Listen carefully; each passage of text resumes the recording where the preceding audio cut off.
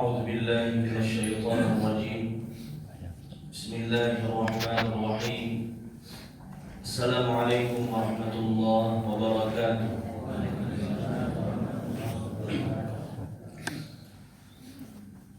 الحمد لله رب العالمين، حمدا شاكرين، حمدا ناعمين، حمدا يوافي نعمه ويكافي مزيده.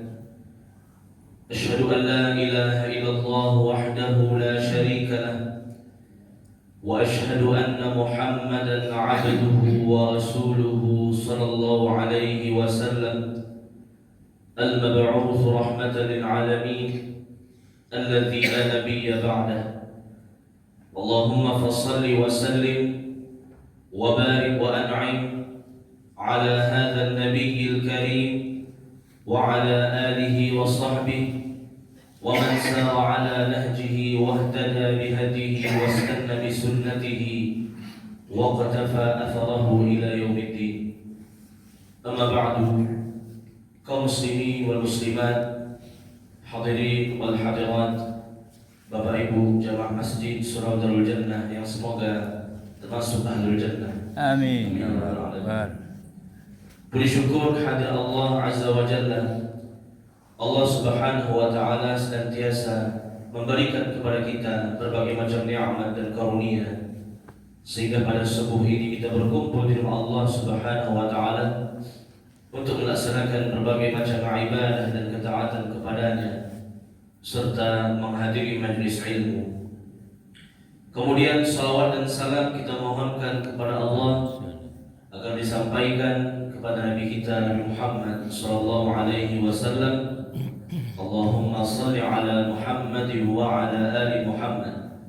Semoga salawat dan salam juga tercurah kepada keluarga beliau, istri-istri beliau, kepada para sahabat dan orang-orang yang mengikuti beliau dengan benar hingga hari kiamat.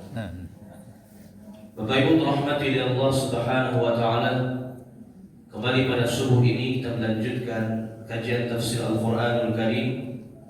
Pada pertemuan sebelumnya kita membahas tafsir Al-Baqarah ayat 137. InsyaAllah Ta'ala pada pagi ini kita lanjutkan dengan ayat 138 sampai 139. Al-Baqarah 138 sampai 139. Di ayat 138 Allah Azza wa Jalla berfirman, Sibghat Allah, wa man ahsanu min Allah sibghah, wa nahnu lahu 'abidun. Sibghah Allah, dan siapakah yang lebih baik sibghahnya dibandingkan Allah? Dan kami hanya menyembah kepadanya, yaitu kepada Allah Subhanahu wa Ta'ala. Disebutkan di sini sibghat Allah, sibghah Allah. Apa itu sibghah? Sibghah secara bahasa artinya celupan. Namun kata para ulama tafsir, sibghah di sini adalah fitrah. Sibghat Allah artinya fitrat Allah, fitrah yang bersumber dari Allah Subhanahu wa Ta'ala. Dan fitrah adalah Islam, agama yang lurus, sebagaimana Allah Ta'ala berfirman dalam surah Ar-Rum, fa'aqim wajhaka lid-din hanifa fitratallahi allati fatara an-nas 'alaiha. Hadapkanlah wajahmu kepada agama yang lurus, yaitu Islam, karena Islam merupakan fitrat Allah, fitrah yang bersumber dari Allah, allati fatara an-nas 'alaiha, yang sudah Allah tanamkan ke dalam jiwa setiap manusia. Setiap manusia ketika lahir ke dunia, di dalam hatinya telah dibekali oleh fitrah, yaitu Islam. Karena kita semua sudah mengambil janji kepada Allah Subhanahu wa Ta'ala ketika kita berada di dalam perut ibu kita seluruhnya. Allah bertanya, alastu bi rabbikum? Qalu bala syahidna. Bukankah aku sebagai Tuhanmu? Maka kita semua menjawab, bala syahidna. Benarlah wahai Allah, kami bersaksi bahwasanya Engkau adalah Tuhan kami. Dan juga Rasulullah sallallahu alaihi wasallam bersabda, kullu mauludin yuladu 'ala al-fitrah. Setiap anak yang lahir di atas fitrah, di atas Islam. Fa abawahu yuhawidanihi aw yunassiranihi aw yumajjisanihi. Maka kedua orang tuanya lah yang menjadikan anak itu berpindah agama, menjadi Yahudi, Nasrani atau Majusi atau agama-agama yang lainnya. Dan mengapa Islam ini disebut dengan fitrah? Karena fitrah di samping artinya ditanamkan, dan juga fitrah artinya kesucian. Islam mengajarkan kesucian. Islam mengajarkan kebersihan, karena kebersihan dan kesucian merupakan bagian dari keimanan. Sesuai dengan sabda Rasulullah SAW, at-tuhuru syatrul iman, walhamdulillahi tamla'ul mizan. At-tuhur, kesucian, fitrah adalah cabang dari keimanan, dan kalimat alhamdulillah akan memberatkan mizan, timbangan kebaikan di hari kiamat. Dan benar, kalau kita perhatikan, agama Islam ini mengajarkan kesucian, baik kesucian yang sifatnya lahir maupun kesucian yang sifatnya batin. Kesucian lahir diajarkan kita berwudu, diajarkan kita bertayamum, diajarkan kita mandi, diajarkan kita dengan berbagai macam hal-hal yang menunjukkan kebersihan, memakai wewangian, berpenampilan yang bagus dan rapi, sesuai dengan sabda Rasulullah SAW, innallaha jamilun yuhibbul jamal. Sesungguhnya Allah itu zat yang maha indah, dan Allah pun mencintai keindahan dan kebersihan. Ya bani Adam, khudhu zinatakum 'inda kulli masjid, kata Allah dalam surat Al-A'raf. Wahai anak Adam, ambillah perhiasanmu sebelum berangkat ke masjid. Artinya, pakailah pakaian terbaikmu menghadap Allah. Menghadap manusia saja kita memilih pakaian yang bersih, yang terbaik, apalagi menghadap kepada Allah yang menciptakan kita, yang menghidupkan, mematikan kita, yang memberikan rezeki kepada kita semua. Fitrat Allah, Islam itu adalah fitrah dari Allah, merupakan kebersihan. Itu fisik, belum lagi secara batin. Secara hati pun kita dituntut untuk membersihkannya. Bukankah sumpah Allah yang paling banyak dalam Al-Quran adalah dalam surat Asy-Syams, yang mewajibkan kita untuk senantiasa membersihkan batin, membersihkan jiwa. Wasy-syamsi wa duhaha, wal qamari idza talaha, wan nahari idza jallaha, wal-laili idza yaghshaha, was-samaa'i wa ma banaha, wal-ardi wa ma tahaha, wa nafsin wa ma sawwaha. Sampai 7 kali Allah bersumpah. Tidak pun Allah bersumpah, Allah itu perkataannya benar, jujur. Wa man asdaqu minallahi haditsan, wa man asdaqu minallahi qila. Siapa lagi yang lebih benar, yang lebih jujur perkataannya dibandingkan Allah Subhanahu wa ta'ala. Tidak pun Allah bersumpah, perkataan Allah, firman Allah pasti benar. Apalagi Allah bersumpah, apalagi sumpahnya berulang kali. Dan sumpah Allah yang paling banyak adalah yang terdapat dalam surat Asy-Syams. Untuk apa Allah bersumpah? Fa'alhamaha fujuraha wa taqwaha. Setiap jiwa manusia itu diilhamkan kebaikan dan keburukan. Setiap kita manusia punya dua sisi, sisi baik dan sisi buruk. Setiap kita punya bakat untuk kebaikan dan keburukan. Lalu apa kata Allah? Qad aflaha man zakkaha. Sungguh beruntung orang-orang yang menyucikan jiwanya. Artinya mengikuti kebaikan, membersihkannya dari kotoran-kotoran hati. Wa qad khaba man dassaha. Dan merugilah orang-orang yang mengotori jiwanya. Dan ini kebersihan yang paling penting, jauh lebih penting dibandingkan kesucian fisik, yaitu tazkiyatun nafs, menyucikan, membersihkan jiwa. Dan ini diperintahkan oleh Allah Subhanahu wa taala. Hanya dengan Islamlah kita bisa bersih lahir dan batin.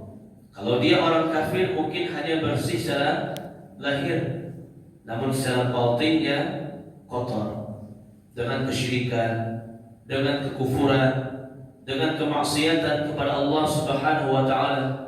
Makanya Allah berfirman dalam surah At-Taubah, "Ya ayyuhalladzina amanu innamal musyrikuuna najasun." Wahai orang-orang beriman, sesungguhnya orang-orang musyrik, orang-orang kafir, najasun. Mereka semua najis.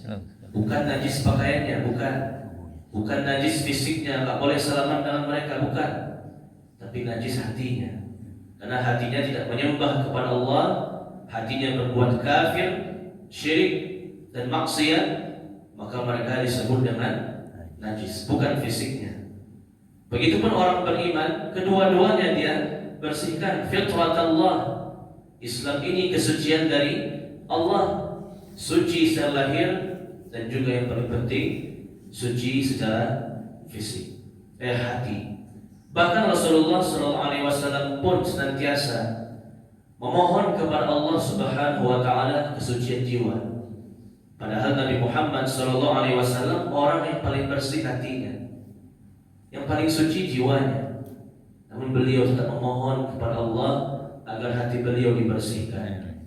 Padahal Rasulullah SAW hatinya yang paling bersih, bahkan sudah bersih pun hati beliau dibersihkan lagi. Hati Rasulullah SAW dibersihkan sebanyak 2 kali. Yang pertama ketika Rasulullah berusia 4 tahun, beliau hatinya dibelah oleh malaikat Jibril. Dikeluarkan dari hatinya satu gumpalan darah yang berwarna hitam oleh malaikat Jibril. Malaikat Jibril mengatakan, "Hadza haudhu syaitanu mink." Wahai Muhammad, gumpalan darah hitam ini adalah bagian setan dari dirimu yang sudah aku bersihkan, kata malaikat Jibril atas perintah dari Allah. Dan yang kedua, hati Nabi kembali dibersihkan ketika beliau akan melaksanakan Isra dan Mi'raj. Nabi Muhammad yang hatinya sudah bersih dan dibersihkan lagi, tetap memohon kesucian jiwa kepada Allah. Dalam sebuah doa, Rasulullah SAW mengatakan, "Allahumma ati nafsi taqwaha wa zakkiha anta khairu man zakkaha anta waliyuha wa maulaha." Allahumma ati nafsi taqwaha, wahai Allah, berikanlah kepada hatiku, jiwaku ketakwaan. Wa zakkiha anta khairu man zakkaha, dan wahai Allah, sucikanlah jiwaku, karena hanya Engkau yang bisa menyucikannya. Anta waliyuha wa maulaha, Engkaulah yang menguasai dan merajai hatiku. Dalam doa yang lainnya, Rasulullah SAW mengucapkan, Allahumma habbib ilayna al-iman wa zayyinhu fi qulubina wa karrih ilayna al-kufra wal fusuqa wal 'isyan waj'alna minar rasyidin. Allahumma habbib ilayna al-iman, wahai Allah, jadikan hati kami mencintai iman. wa zayyinhu fi qulubina, hiasilah hati kami dengan keimanan, wa karrih ilaina al-kufra wal fusuqa wal 'isyan, jadikan hati kami membenci kekufuran, kefasikan dan kemaksiatan. Waj'alna minar rasyidin, jadikanlah kami ar-rasyidin, yaitu al-muhtadin, orang-orang yang mendapatkan petunjuk. Sibghatullah, Islam adalah sibghatullah, fitratullah, kesucian, kebersihan yang bersumber dari Allah Subhanahu wa taala. Islam mengajarkan kesucian lahir dan batin, dan kesucian batin jauh lebih penting, karena hati kita, Bapak Ibu rahmati Allah Subhanahu wa taala, adalah anggota tubuh yang paling penting. Apabila hati ini baik, baiklah seluruh tubuh. Apabila hati ini buruk, maka buruklah seluruh tubuh. Sesuai dengan sabda Rasulullah sallallahu alaihi wasallam, wa ala wa inna fil jasadi mudghah idza salahat salahal jasadu kullu wa idza fasadat fasadal jasadu kullu ala wahyal qalb. Ketahuilah, di dalam tubuhmu ada segumpal daging. Apabila segumpal daging itu baik, bersih, maka juga baik dan bersih anggota tubuh yang lainnya. Dan apabila segumpal daging itu kotor, rusak dan buruk, maka juga berimbas kepada anggota tubuh yang lainnya. Ala wahyal qalb, ketahuilah segumpal daging itu adalah qalbu, yaitu hati. Dan di hari kiamat Allah pun akan memberikan keselamatan kepada orang-orang yang bersih hatinya, bukan yang banyak hartanya. Innallaha la yanzuru ila suwarikum wala ila amwalikum walakin yanzuru ila qulubikum wa a'malikum. Sesungguhnya Allah di hari kiamat tidak memandang hartamu, tidak memandang fisikmu, tapi yang Allah lihat adalah amalanmu dan hatimu. Wa man ahsanu minallahi sibghah, siapa lagi yang lebih bersih, yang lebih fitrah dibandingkan agama Allah Subhanahu wa taala, yaitu Islam. Wa nahnu lahu 'abidun, dan kami yaitu umat Islam hanyalah menghambakan diri beribadah kepada Allah Subhanahu wa taala. Bapak Ibu rahmati Allah azza wa jalla, berikutnya ayat 139. Qul atuhajjunana fillah wa huwa rabbuna wa rabbukum wa lana a'maluna wa lakum a'malukum wa nahnu lahu mukhlisun. Katakanlah wahai Muhammad, apakah kamu hendak berdebat dengan kami seputar Allah, padahal Allah adalah Tuhan kami dan juga Tuhanmu? Bagi kami amalan kami dan bagimu amalanmu, dan kami hanyalah ikhlas kepada Allah Subhanahu wa ta'ala. Sebagai sunnatullah, tidak semua manusia yang mau beriman. Ada manusia yang kafir dan ada manusia yang beriman. Faminhum muhtadin wa katsirun minhum fasiqun. Allah sudah menegaskan sebagian manusialah yang mau beriman, namun sebagian besarnya, mayoritasnya tetap fasik, tetap durhaka, bahkan mendebat Allah. Apakah Allah itu ada atau tidak? Apakah Allah itu memiliki istri, memiliki anak? Banyak orang-orang yang mendebat seputar Allah, padahal Allah itu ilahun wahidun, ilah, Tuhan sembahan yang satu. Namun masih banyak orang-orang kafir yang menentang keesaan Allah Subhanahu wa taala. Atuhajjunana fillah, apakah kalian masih mendebat Allah Subhanahu wa taala? Wa huwa rabbuna wa rabbukum, padahal kita semua yang menciptakannya adalah Allah, yang menghidupkannya adalah Allah, yang mengaturnya, mentakdirkannya, mematikannya, semua kita di bawah kehendak Allah. walana a'maluna walakum a'malukum. Untuk kami amalan kami dan untukmu amalanmu. Apa maksudnya? Lana a'maluna walakum a'malukum sama seperti makna kalimat lakum dinukum waliyadin. Untukmu agamamu, untukku agamaku. Tugas kita dalam berdakwah hanyalah menyampaikan. Tidak boleh kita memaksa orang kafir masuk ke dalam Islam. La ikraha fid din. Qad tabayyana rusydu minal ghai. Tidak ada paksaan dalam beragama. Tidak boleh kita memaksa orang yang masih kafir, orang yang musyrik, kita ancam dia, kamu harus masuk Islam. Kalau tidak, saya ambil hartamu atau saya bunuh kamu. Tidak boleh. La ikraha fid din. Tidak boleh ada paksaan dalam memeluk Islam. Qad tabayyana rusydu minal ghai.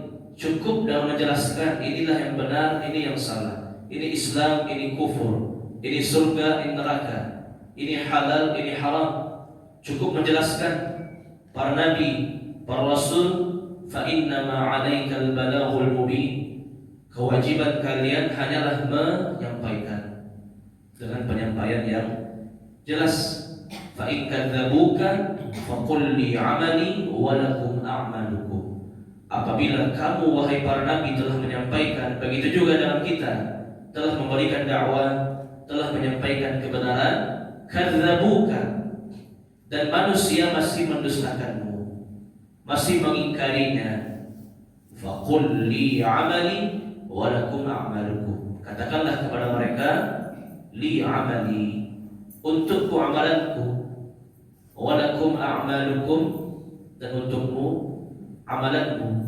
Kita tidak berdosa karena tidak berhasil memasukkan seorang ke dalam Islam, tapi kita berdosa ketika tidak menyampaikan kebenaran. Wajib bagi kita untuk menyampaikan kebenaran semampu kita sesuai dengan ilmu yang kita miliki. Adapun hasilnya kita tidak dituntut oleh Allah. Hasilnya dikembalikan kepada Allah Subhanahu wa ta'ala. Di hari kiamat kata Nabi, ada para nabi yang dibangkitkan hanya memiliki sedikit pengikut. Seperti Nabi Nuh alaihissalam berdakwah 950 tahun, ya, pengikutnya hanya 80 orang. Dan termasuk istrinya. Dan termasuk seorang anaknya bernama Kan'an, tetap kafir. Ada juga nabi-nabi yang banyak pengikutnya, seperti Nabi Muhammad SAW, Nabi Musa alaihissalam, Nabi Ibrahim, itu banyak pengikutnya. Dan juga ada nabi yang dibangkitkan hanya 3 orang, 4 orang pengikutnya. Puluhan tahun dia berdakwah, hanya 4 orang yang mau beriman. Dan juga ada nabi yang dibangkitkan di hari kiamat sama sekali tidak ada pengikut, tidak ada satupun yang mau beriman. Manusia tidak dihukum karena tidak berhasil mengimankan seseorang, tapi manusia mungkin dihukum oleh Allah karena tidak menyampaikan kebenaran. Qulil haqqa walau kana murran. Kata Nabi SAW, sampaikanlah kebenaran itu meskipun konsekuensinya pahit, meskipun konsekuensinya kamu dijauhi, dicela, dicaci maki, dibenci manusia. Sampaikan, cukup sampaikan. Urusan hidayah kembali kepada Allah Subhanahu wa ta'ala. Wa nahnu lahu mukhlisun, dan kami hanya ikhlas beribadah kepada Allah Subhanahu wa ta'ala dalam berdakwah, tidak mengharapkan pujian sanjungan dari manusia. Allah Ta'ala alam bisawab. Inilah kajian tafsir kita pada subuh ini. Al-Baqarah 138 dan 139. Islam adalah fitrah, kesucian, bersumber dari Allah, mengajarkan kesucian lahir maupun batin. Dan yang kedua, wajib bagi kita untuk berdakwah sesuai dengan kemampuan kita, dengan ilmu, dengan harta, ataupun dengan akhlak. Dan hasil hidayah, petunjuk kembali kepada Allah Subhanahu wa ta'ala. Lana a'maluna wa lakum a'malukum. Untuk kami amalan kami dan untukmu amalanmu. Silakan kalau ada ibu yang bertanya. Silakan. Assalamualaikum warahmatullahi wabarakatuh. Rasul Ustaz, 2 kali dia dibedah dibuangkan di bujur hati itu. Jadi kalau kita manusia biasa ini, macam mana hadis Rasulullah membuangkan bujur hati itu? Baik, benar. Ini menunjukkan bahwasanya memang Rasulullah SAW itu orangnya istimewa. Beliau memang dibersihkan hatinya oleh Allah Subhanahu wa taala bahkan sebanyak 2 kali. Dan itu menunjukkan benar kata Allah tadi, fa'alhamaha fujuraha wa taqwaha. Setiap manusia itu punya bakat kebaikan dan keburukan. Makanya Rasulullah itu dia maksum, terjaga dari dosa karena bakat keburukannya sudah ditarik, dibersihkan oleh Allah Subhanahu wa taala, dikeluarkan noda-noda hitam bintik setan dalam hatinya. Hadza haudhu syaitanu mink. Ini adalah bagian setan yang terdapat dalam dirimu yang sudah aku cabut. Begitu kata malaikat Jibril atas perintah dari Allah. Adapun kita, bahkan bukan cuma kita, para sahabat pun, para sahabat Nabi, tabi'in, para ulama, apalagi kita manusia biasa, berarti tetap masih memiliki ada sisi buruk dalam jiwa kita yang kita harus senantiasa bersihkan setiap harinya. Dengan beribadah, dengan sholat, dengan berinfak, bersedekah, dengan melaksanakan rukun Islam, dengan berzikir, bertaubat, itu tugas kita. Terus membersihkan jiwa kita. Nanti lama-kelamaan insya Allah jiwa itu akan bersih, bertemu dengan Allah dengan hati yang selamat. Mungkin, sangat mungkin bagi kita untuk selamat dari keburukan jiwa. Tapi kalau Rasulullah itu sudah dibantu oleh Allah sehingga beliau nggak ada lagi keinginan untuk berbuat dosa, berbuat maksiat. Tapi kalau kita harus berusaha, dan siapa yang betul-betul berusaha pasti hasilnya pun juga baik.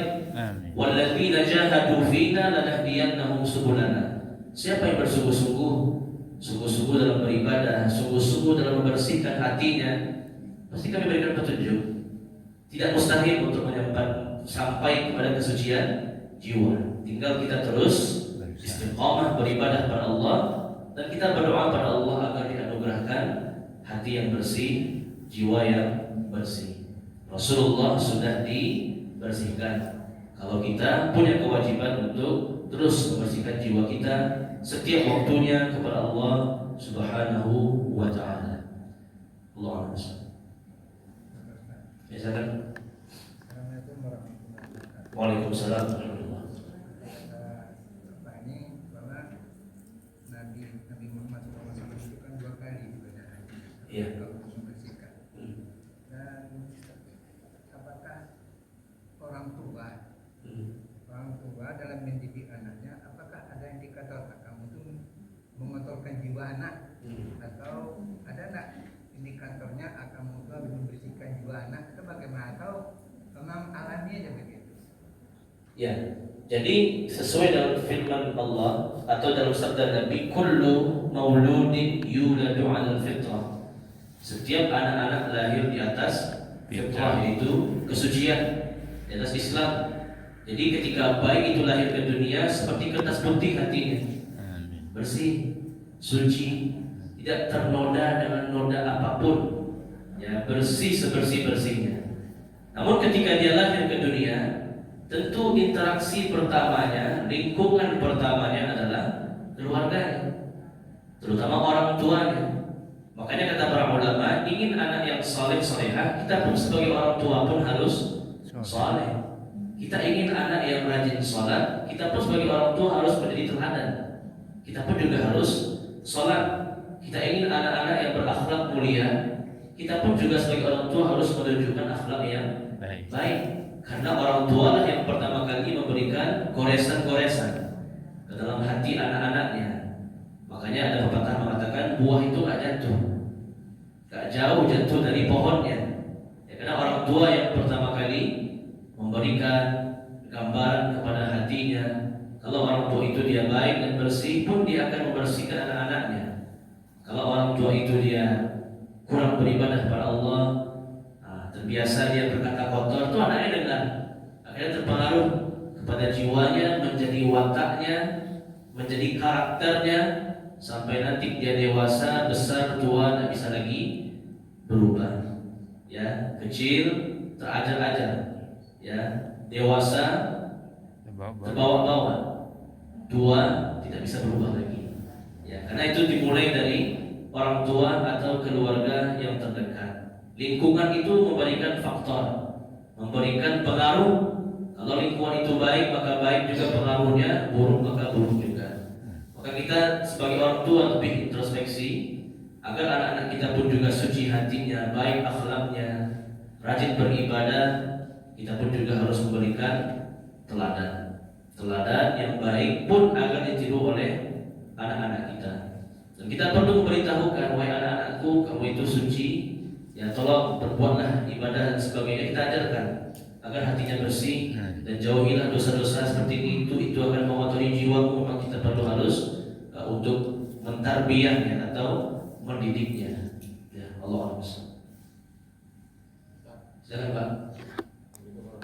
Waalaikumsalam. Dijelaskan manusia itu fitrah.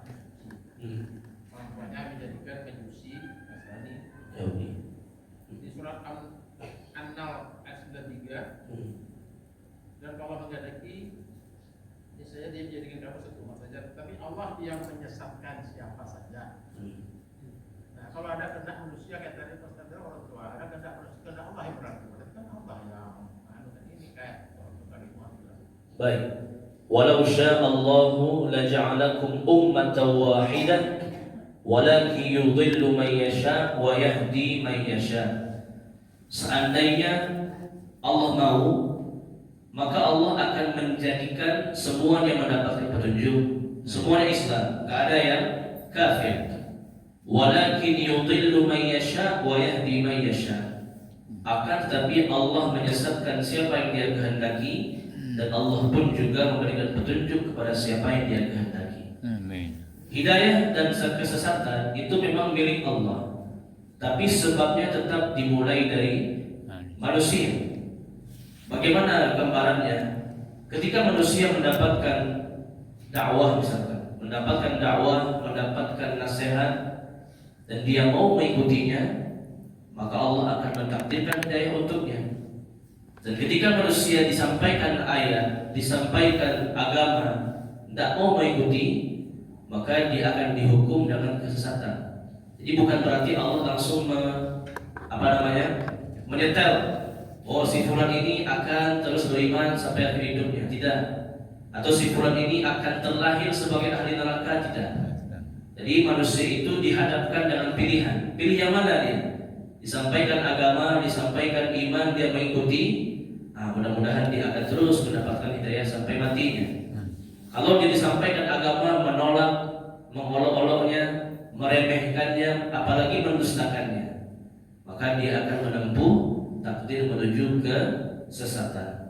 Di hari kiamat kata Rasulullah SAW, setiap ahli surga yang masuk ke dalam surga akan diperlihatkan kepadanya tempat duduk di api neraka. Seandainya dulu dia sesat, seandainya dulu dia tidak mau mengikuti petunjuk. Begitu juga dengan ahli neraka. Setiap ahli neraka akan diperlihatkan tempat duduknya di surga, seandainya dulu dia mau beriman.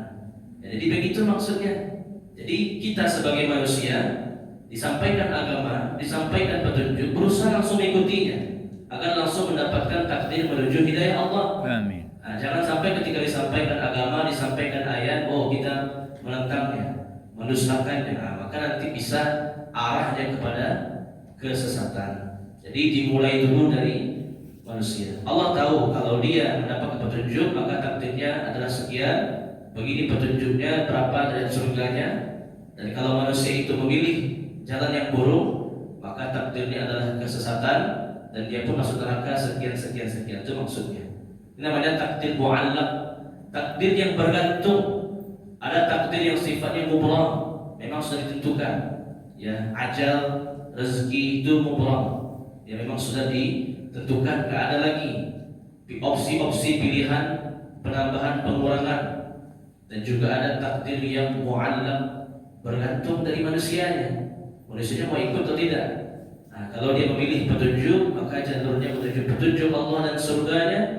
Kalau dia memilih kesesatan, maka dialah akan terus menuju kesesatan itu. Setiap ahli surga diperlihatkan tempat duduknya di neraka, seandainya dulu dia kafir. Dan setiap ahli neraka akan diperlihatkan posisinya di surga. Seandainya dulu dia mau beriman. Ini takdir mu'allaq, takdir yang bergantung dengan manusia itu. Jadi tiangnya sekarang kembali ke kita. Kalau kita memilih petunjuk, Allah berikan petunjuk setelah itu dan seterusnya. Kalau kita memilih kesesatan, keburukan, maka takdir berikutnya adalah kesesatan. Termasuk orang Yahudi, Nasrani, kenapa mereka masuk neraka? Mereka sudah memilih jalan itu. Mereka sudah diberikan petunjuk, sudah paham, tapi terus memilih kesesatan, maka takdirnya sesat. Tapi kalau dia mau beriman, takdirnya pun akan kepada jalur iman dan takwa kepada Allah Subhanahu wa Ta'ala. Ya, Allah a'lam. Salam. Apa bedanya qada dan qadar itu? Ya, qada dan qadar. Qada artinya ketetapan dan qadar artinya takdir. Ya, dan para ulama sebagiannya membedakan antara qada dan qadar, sebagiannya tidak membedakannya. Pendapat yang lebih kuat, Allah a'lam bishawab, qada dan qadar ini istilah yang sama. Hanya bentuk penegasan. Qada itu qadar, qadar itu pun juga qada. Artinya takdir, ketetapan Allah Subhanahu wa Ta'ala. Inna kulla syai'in khalaqnahu biqadar. Dalam surat Al-Dhariyat atau surat Al-Qamar. Sesungguhnya segala sesuatu sudah kami tetapkan qadarnya, yaitu takdirnya. Kataballahu maqadir al-khalaiqi qabla an yakhluqa as-samawati wal ard bi 50,000 sanah. Allah telah menulis maqadir, yaitu qadar. Takdir seluruh makhluknya 50,000 tahun sebelum terciptanya langit dan bumi. Ya sudah Allah tentukan. Ya, jadi qada itulah qadar, qadar pun juga qada. Namun dalam qada dan qadar itu ada yang sifatnya mubram, yang sudah Allah tentukan final, dan juga ada yang mu'allaq, termasuk masalah surga, neraka, hidayah, petunjuk itu mu'allaq, dikembalikan ke orangnya. Ya, kalau dia mau beriman, jalurnya iman, takdirnya pun juga baik sampai ke surga. Kalau dia nggak mau beriman, maka terbuka opsi ke neraka. Ya, jadi qada dan qadar itu sama. Ini pendapat yang lebih kuat. Ya, Allah a'lam. Baik, kita cukupkan, mudah-mudahan bermanfaat, dapat kita pahami, dapat kita amalkan. Terlebih terkurang mohon dimaafkan. Subhanakallah bihamdik, asyhadu an la ilaha illa anta, astaghfiruka wa atubu ilaik. Wa sallallahu ala nabiyyina wa rasulina Muhammad wa ala alihi wa sahbihi ajma'in. Walhamdulillahi rabbil alamin. Wabillahi taufiq wal hidayah. Assalamualaikum warahmatullahi wabarakatuh. Waalaikumsalam. Itu tadi ceramah Ustaz Sultan LC yang terakhir, guys. Semoga selalu membantu kami untuk mendengarkan ceramah yang seterusnya sampai akhir hidup.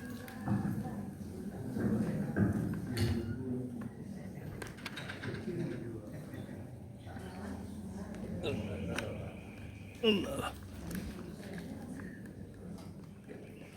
Terima kasih banyak Ustaz.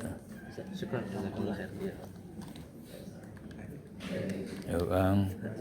Ya Bang. Ayo Pak Haji, terima kasih banyak Pak Haji. Ya Allah.